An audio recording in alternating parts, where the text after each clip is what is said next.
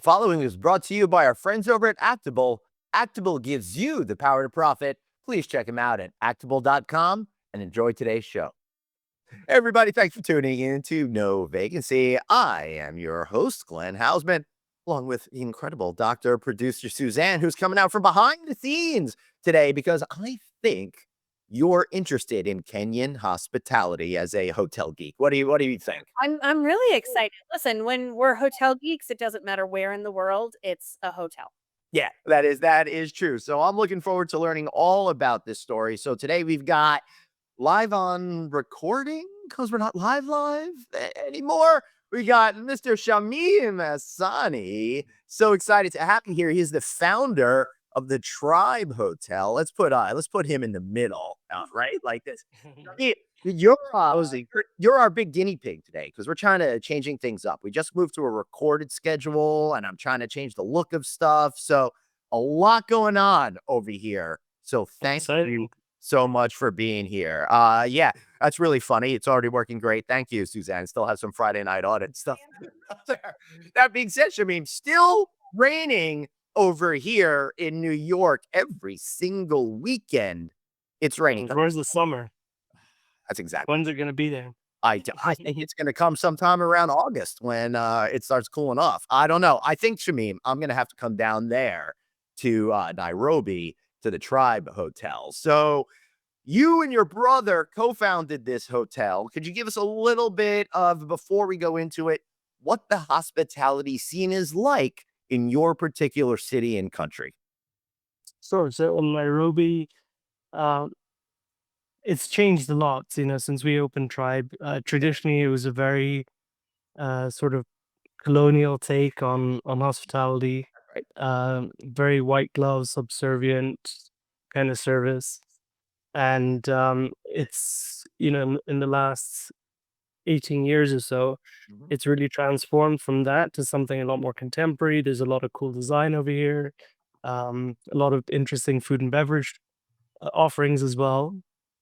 And Mhm. yeah, it's really come into its own in terms of creating a design aesthetic that's more true to what Nairobi and Kenya really is. Right, and, I find that it's, your way or it's, from what I've seen now, I've never been to your country or any other African countries, but from what I've seen, a lot of the images become, stereotypical African pastiche as opposed to being really what it's like down there. So, what made you go ahead and create a luxury hotel? And tell us a little bit about the design aesthetic that goes behind it. Sure. So we wanted to create something that really represents Nairobi, and something that people can look at and say that's a real representation of a city and the art and the culture and the vibe that you get from being here. So I think Kenya has had this reputation or this image that was created sort of 40 years ago by Out of Africa, Yep. the movie, and it's been romanticized in that way, and it's kind of this. It's the picture that people have in their heads when they think of safari in Kenya. And we said, well, we're not a safari destination in Nairobi. It's business, it's about culture, it's about fashion, art, and how is that represented? How is the music scene represented in Kenya? So we want to take all those elements and put them into a hotel. And really we were trying to combine um, a kind of New York aesthetic Yeah. with an African heart or an African vibe. I Um, I love that. I think we gotta learn a little bit more about that, right, Suzanne? Yeah, definitely. I'm really interested in that process of immersing yourself in the culture to make sure that that translates itself into the actual hotel and how you went about that. Sure. I mean, this is an environment that we grew up in. We know quite well. We're originally Persian as a family, so that uh, that probably informed some of the decisions and design and aesthetic as well. My uncle is the architect, and so he was very involved in coming up with the design for the place, obviously as well. Um, but at the time when we were thinking about the project, the Morgans Group was something that we really respected and we saw, um, and we admired as well. So all the projects that Ian Schrager and Philippe Stark had put together and the design of Tom. Yep. Ye- um, yeah, so they were things that we really looked up to and respected. Um, and so we were thinking, these are products that we enjoyed traveling to and staying in. And how do we bring that back to Kenya and for people that are sort of looking for something more contemporary, not looking for like this romanticized image of Africa. Right. Yeah. The way that people actually stay in hotels, Exactly. like on the rest of the planet over here. All right. So Shamim, you and your brother, when we're putting this together, you came up with a list of 20 things. Your brother's name is Human. So everybody, but you can't stand things that you hate about hotels. This is up there with our ongoing listed Friday night audit of systemic pet peeves that we have, Shamim. And if I could get my album together, we're going to be running polls all summer long and kind of like a March Madness style competition to find out the biggest pet peeve. But ours are a little bit different, but yours are incredibly valid points. You can't stand people paying for Wi-Fi, mattresses that are too soft or too hard, showers that don't have enough pressure, long check-in and checkout timelines, billing disputes, exorbitant prices in the mini bar. Suzanne, they're giving it away for free. Oh, Okay. yeah. That was my first job in the hotel, minibar girl. That's like a lot of labor. That's But you'd still have a job with us, but yeah, but we just don't bill for it. I got a couple of friends that run one of the biggest mini bar companies out there. Love them to death, and I've been a big supporter of mini bars. But I was at a Las Vegas casino hotel where they wanted $16.99 for a bottle of water, and they wanted $15.99 or $14.99 or something for a pack of M&Ms or something like that. So I'm on your team. I'm on your team here. I have to pay a little premium, pay for the convenience, but I don't need to be gouged. Being told where we could or couldn't eat a burger.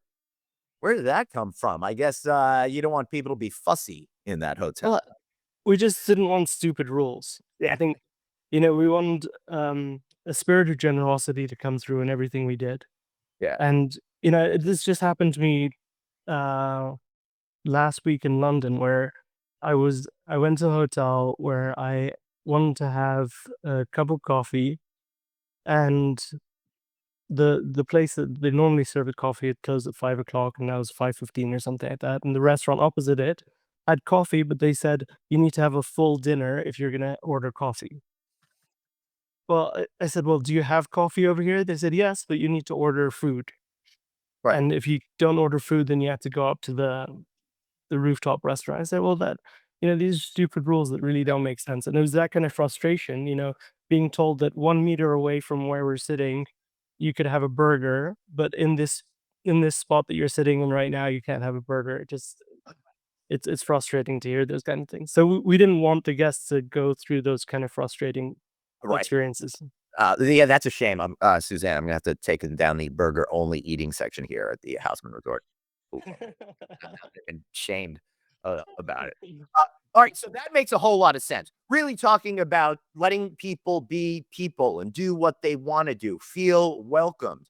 I got curious when you were in London, were there enough outlets in the room? That's the next one on your list, and we've been complaining about this for decades over here.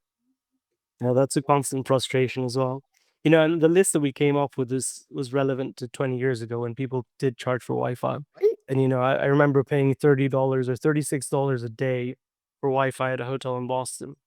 Yeah. Um, and Wait, it's just hold that on. might have been one that I did. She was back in hotels in Boston. Suzanne, did you ever set Wi-Fi pricing? Wi-Fi and telephone, like that was a revenue stream back then. yeah. Not do it. Yep. Yeah, and then also, certain types of videos are a big revenue stream that are gone, as well out there. All right, let's see. Noise coming from the hallway rooms next door. Surprise charges, from fine print. This was Suzanne's favorite, curtains that don't keep out the sunlight over there. Uh, Other things, complicated tech, I mean, I could go through the rest of them, but it doesn't really make sense. But the complicated tech thing, I mean, it doesn't make sense in the time that we have. But complicated tech. Share a little bit about that because I found in those early days you really did need an instruction manual sometimes for forward-thinking tech hotels. I mean, Yeah, and this is again another hotel in London where I said beautiful, really, really nice property. Um, but I didn't manage to get the thermostat to work in the four nights that I had stayed there because there's all like touch panels on the wall and like I just couldn't figure it out in the 4 nights. I just basically froze in the room. Um, and then the bed, it was a Haussman's bed that had these different functions that like right. folded and stuff like that. Um, and I knocked over the remote for it in the middle of the night, and suddenly my bed started moving. And I had no idea what was going on. um, so yeah, I think some things just need to stay simple. Just let people be able to navigate the room easily, and just any age person can navigate it. Makes sense. All right, now I said I wasn't gonna do any more, but I did notice one that I gotta talk about. You're annoyed by windows that don't open. I'm on your team on this one. I get the idea of having hermetically sealed rooms to save on HVAC costs, but I like air. Yeah, fresh air. Yeah, exactly. Well, you do know that there's a reason for that, and that's like why it's 4 inches in most locations if a window Right. doesn't. No, no, no, I get Even at 4 inches is fine. Yeah. yeah, I just want some air to be able to come through. I don't need anybody making untimely exits through there. I'm not I'm not rooting for that. I'm rooting for just to breathe. So, Shamim, people really think, of course, when they're in an African country, they do think safari. You've got a massive national park right in the middle of the city. I think it's like 45 square miles, which I believe is the equivalent to like a Manhattan or Walt Disney World, right down in the middle of your city. Right. You're doing something really cool, a little spin on the safaris, doing these night safaris. What's that about? That sounds pretty cool. So yeah, we just launched the night safaris a couple of months ago, and it's part of a bigger program that we've come up with at Tribe, and that's really to look at how we can take the experiences from the city and showcase the best of Nairobi in a different way. And whether that's through some kind of exclusive access or a different perspective on it. So, for example, Kenya and Kenyans are very famous and well known for their marathon runners. Mhm. Um, so we have started a program where we pair our guests up with a former world record holding marathon runner. Wow. Um, and you know, it's our way of showcasing the coolest parts of Kenya. Yeah. And in the same way, the national park is such a huge asset, but it's only seen during the day, and it's never been open or accessible to guests in the evenings or after dark. And you see a completely different side of the wildlife at that time. How How do you the cats are more active. yeah, how do you see them? Well, you've got the headlights of the cars, and you've got some moonlight, Mhm. and your eyes adapt pretty easily to or pretty quickly to it. Um, but yeah, it's a it's a completely different experience in the way that the cats are more active. That's when they're hunting. You've got a whole set of nocturnal animals that you don't even see during the day.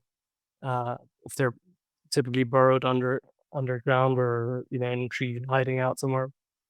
So yeah, it's our way of showing Nairobi in a different way.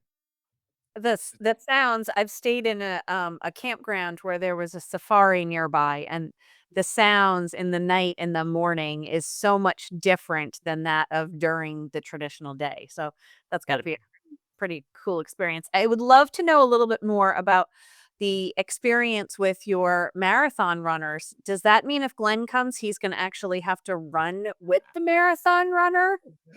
He doesn't have to. We don't make him.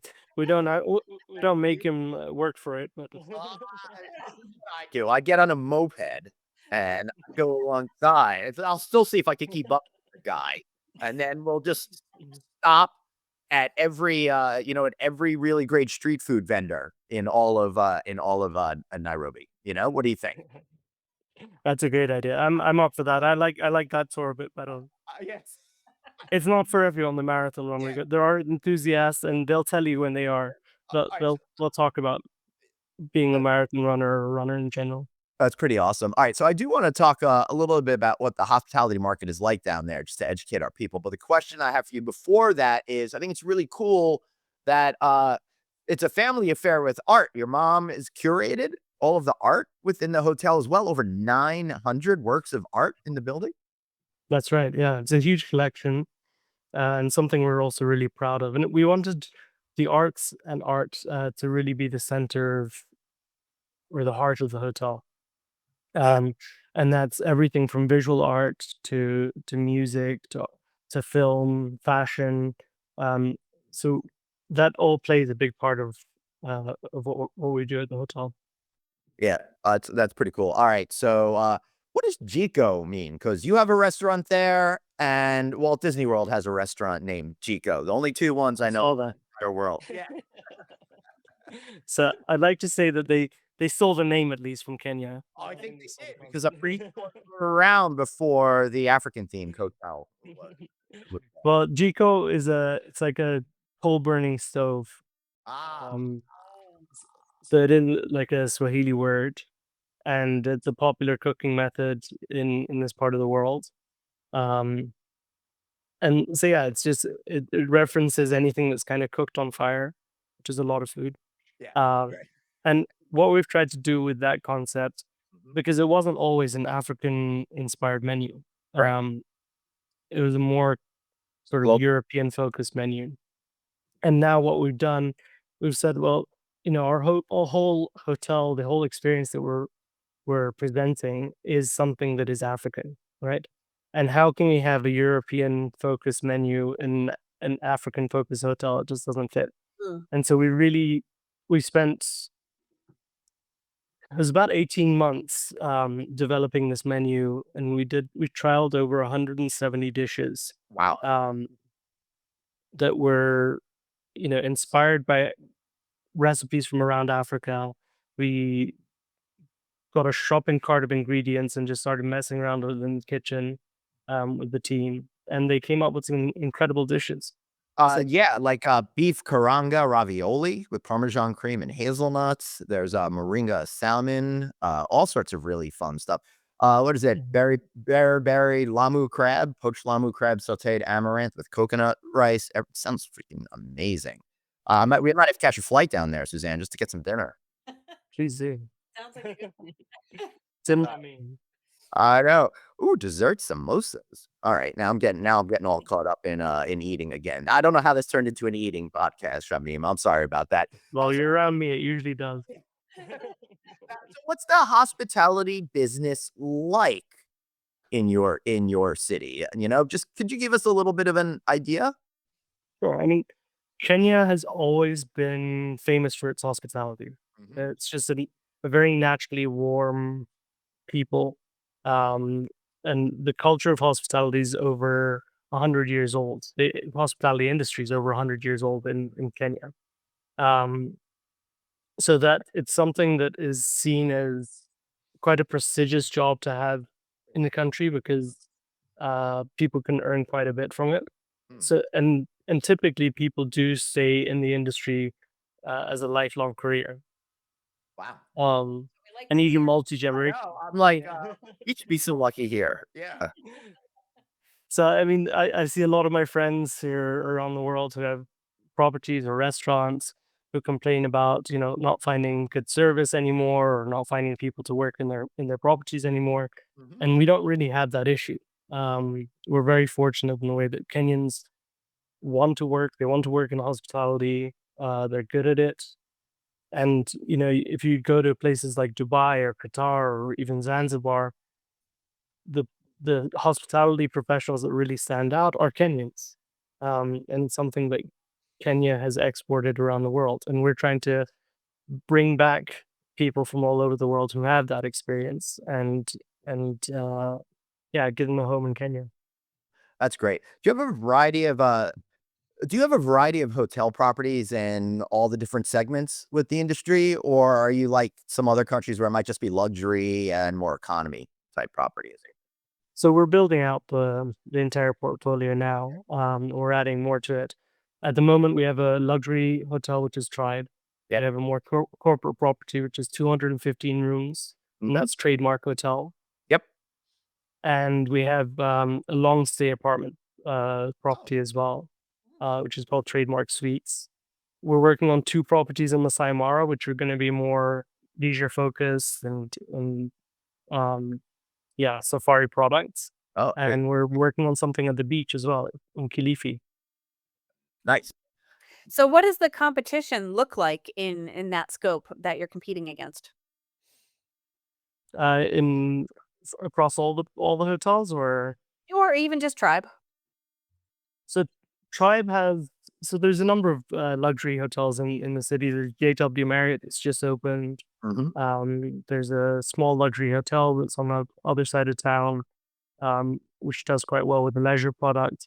We we kind of straddle the line between being a luxury leisure property or lifestyle property and being a corporate property as well, because that's a lot of our business comes from corporate clients. The area that we're located is in the diplomatic district of the city.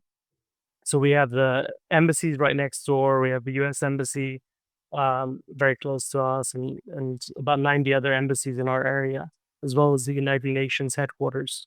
Wow. Oh, Um, good steady stream of potential business then. yeah, I think it's it's helped us a lot actually being where we are. Thank Mm. you. That's for sure. Anything else that we need to know about your hotel story, Shamim? No, just I mean, it's been a really fun adventure, and I think we're still relatively young, and I'm looking forward to building out new cool products for Africa and to Kenya. I think you sent over the rain. I just started randomly raining over here. Wow. Wind does that. Has that effect.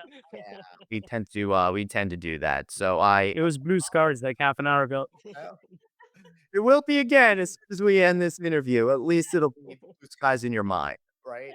Don't have to talk to these crackpots anymore. Uh, Indeed.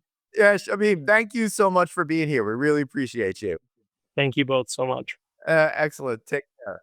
All right. Sorry. Hang out there, Shamim. Also, I want to thank our friends over at Actable. Actable gives you the power to profit. Please do me a favor. Check them out at actable.com. That's actable.com. These guys rock. Also, hey, while you're checking things out, why not download our shows? Check us out on LinkedIn, wherever you get your audio podcasts. Follow all of us. And we thank you for being here. See you next time. Remember, you've got one life, so blaze on. And Follow your passion. bye, all.